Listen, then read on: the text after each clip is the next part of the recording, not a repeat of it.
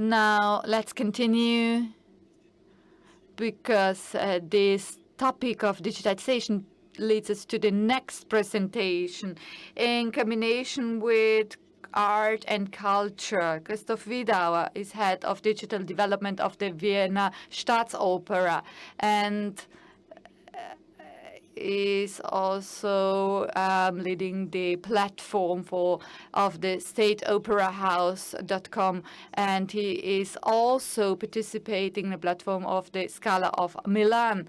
And from his point of view, the digitization kills art and culture, but the question is if it kills art and culture, and he will tell us how this digital transformation can support art and culture, maybe. So unfortunately, the robot is not here. Otherwise, I would wish to have a coffee now and ask the robot to bring a cup of coffee for me. Okay, well, I'm not head of digital development of the Vienna State Opera House. It was in my curriculum, but I did it only from 2020 to the change of the direction in the State Opera House. But now I'm doing a lot of projects on an international level, that's correct. So, for example, on the Scala of Milan or in Cairo, they are constructing a new opera house. And so I set different priorities, and because we have in Ukraine we had a project, but of course now we have different topics there. So my topic is, how can we combine these two things, digital transformation and art and culture? Is a topic with which I'm dealing for a time now, and I also earned my money with philosophy, analytical philosophy, for 4 years, and this colleague characterized and coined also my professional life and my interest for digital transformation and the use of digital tools in culture and art comes from this direction, comes from this education. Then I entered the area of music, and here you can see I'm in Vienna with my uncle at a concert in the opera house, and he could not remember the text. This was his problem, so I had to do it for him. So this was a very exciting time. Then I came to Vienna, and for 3 years I worked for the city council in the cultural department. And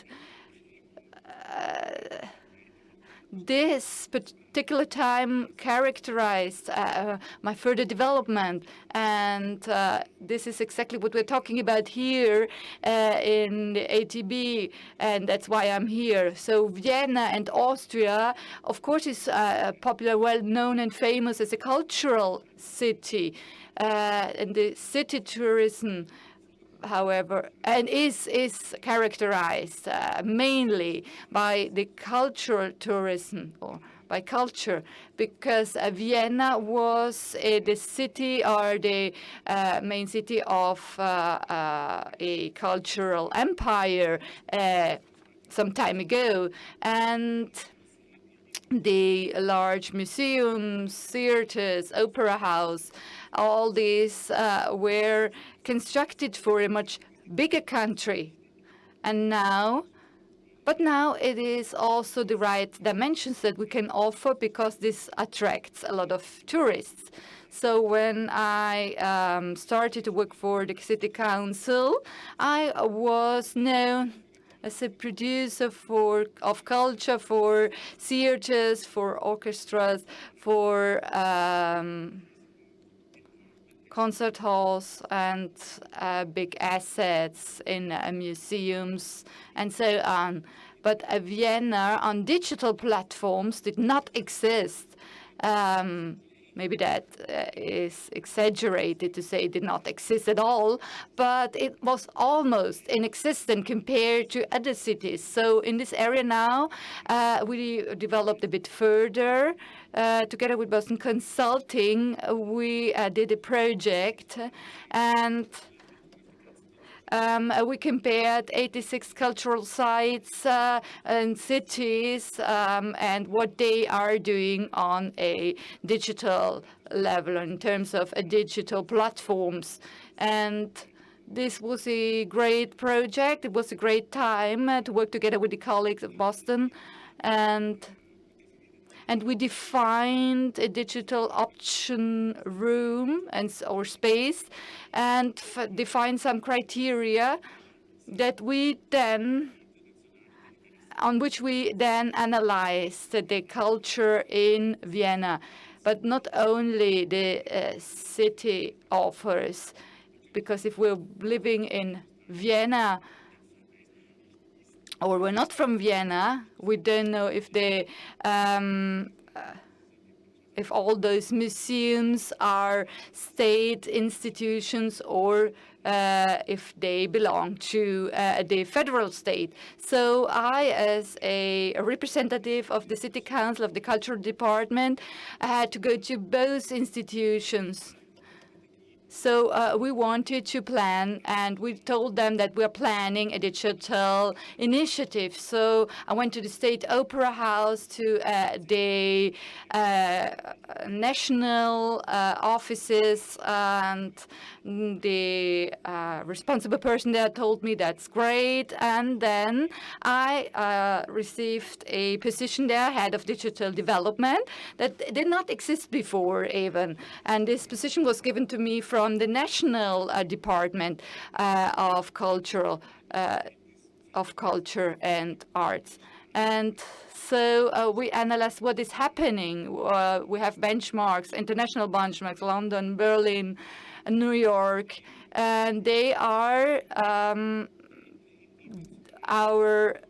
they are showing us or giving us the parameters that we then have to achieve, or on which we have to base our own initiatives. And today, an opera ticket in Milan, London, or Berlin costs more than the flight to Berlin from here. So this is an open field. It became an open field. So we said we have to open up our house. We installed video cameras, and then we reached some million people within the last 3 years. Alone in China, 5,000 to 10,000 visitors joined. We gave them digital seats, and we offered them services there, like a newsletter registration, or offering a drink for the break, or also the possibility to address every visit personally with individualized messages. So we created digital touch points with the entire audience. And if now we have a look at what is really the advantage and the opportunity in digitization, also for culture, then I have to say that it is the element. Then the opportunity is in the element that every company in the area of culture, or also in tourism, that every company today sends messages, or can send individual messages to its audience, and can create a personal contact with the audience. So you don't have just the opportunity to publish a poster or send a message for everyone, a generalized message for the entire audience, but you can send individualized, personalized messages to your specific audience. And this we have to, and we use this opportunity. We did it on this platform, for example, and here we could send personalized messages to our audience, so they received the messages that they were really looking for, and we adapted this individually based on the data that we received from our audience, from the single people, through different channels, but also through TV channels like ORF or Arte or national channels, for example, here in China. So these were the subtitles we used. So it is about this context and about personalizing the content. And my approach here, or what I'm trying to say here is, or what I want to tell you is that we should take this opportunity and connect and link these messages much better in the future. If we're talking about Vienna, let's talk about Vienna first. Then we should use these technologies in order to attract a guest from the very beginning, a guest who is interested in Vienna or who is interested to visit Vienna. Here you can see it in Cook on the picture. So from the very beginning, to accompany your guest who is interested in Vienna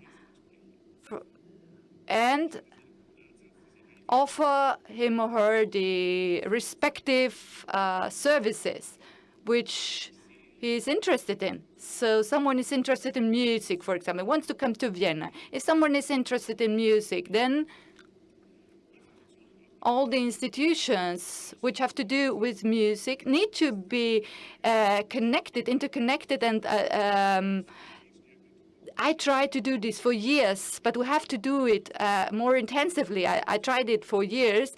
For example, a guest books a ticket and for a concert. Then all the museums, flats from old musicians, Schubert, for example, the home of Schubert, home of Mozart, all these things should be offered to this particular guest. So the physical assets, but also the digital assets need to be connected with each other. So you have the IV app here.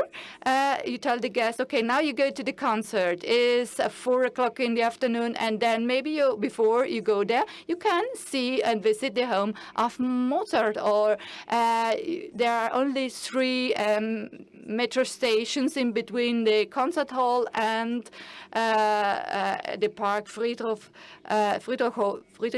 and there is the home of Mozart. Then, for example, afterwards you go to the concert, then you go to the Maya parking space where you will find the home of Schubert very close to this place. So you should link these offers better and services. All the institutions and companies should interact better and work together more strongly. And in Vienna and Austria, this is possible. In Vienna, we have an open data policy, and therefore it is possible. So it means that data which not personalized data, but public data on public transport, traffic, all the data which are not privatized, all these can be also used in Vienna for commercial reasons. So this means you can take them over and sell them or offer them. And this is a great element for innovation, for startups which want to start to develop applications in this regard. So having footnotes with the IV app is a great thing, but it can work only if a private company is offering it because they have a personal interest, economic interest in it. And I think the big opportunity for tourism or for the economic agency should work on to create Vienna, to make Vienna to be an innovation hub. That means that from the city or also from the national government or from the economic policy, we should support this hub, this innovative hub and the creation of it.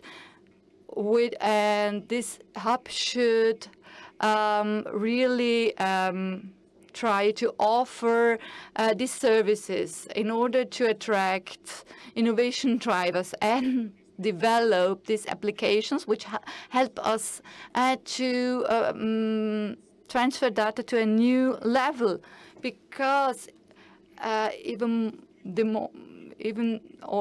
more now, because after this pandemic, not only the producers or providers in tourism changed, but also our tourists. Tourists who are coming to visit our country or our cities are dealing differently with the information which is available. They are getting informed earlier. They are getting informed on different channels in different ways. And so therefore for us, it is easier to offer these customer journeys in order to attract our guests in a better way and offer services that are economically also interesting for us. My colleague is coming back from the USA right now, and he will confirm this, that in southwest Austin, when we talk about Vienna, they say, oh, great, culture, music, we have to go there. So we have a lot to offer, and we can get connected with people by offering this. I have a very interesting and exciting project in progress now. Everything that I'm telling you now, in beautiful words, is translated also in projects. And we're doing this for many, many years. And we have a new project that from the very beginning started to be digital in Vienna. Vienna was the more important city for Mozart, as you all know. He he lived here for a long time, and he lived in 13 different flats here, and he also died in Vienna. The house where he died is not existing anymore. It is the store Kaufhaus Steffel now, and in Vienna, we are now doing a multimedia Mozart experience soon with different exciting digital elements, and we cooperated with international artists, also Viennese artists, and so this means now we are really translating this into reality, and soon we will see also the results. This means digital transformation is securing our future. It's not only threatening threatening tourism or culture. It can be used for tourism and culture. So I see I have 2 minutes left. No? For possible questions, or Mr. Zehedner for bringing me a cup of coffee with his nice robot. Thanks a lot for your attention.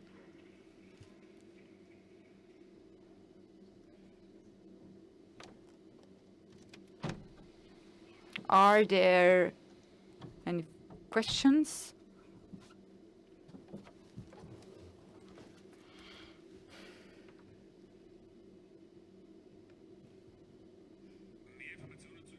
Further information on digital information in and around Vienna. That's the problem, I think. No one is responsible for that at the moment. And Vienna Tourism is making an effort, I think, to collect all this information. Maybe some colleagues are here who can answer this question. But this is exactly the topic. We have to really improve here and take this as an opportunity now after the pandemic. Now it's in the hands of the single institution still, and the directors of the museums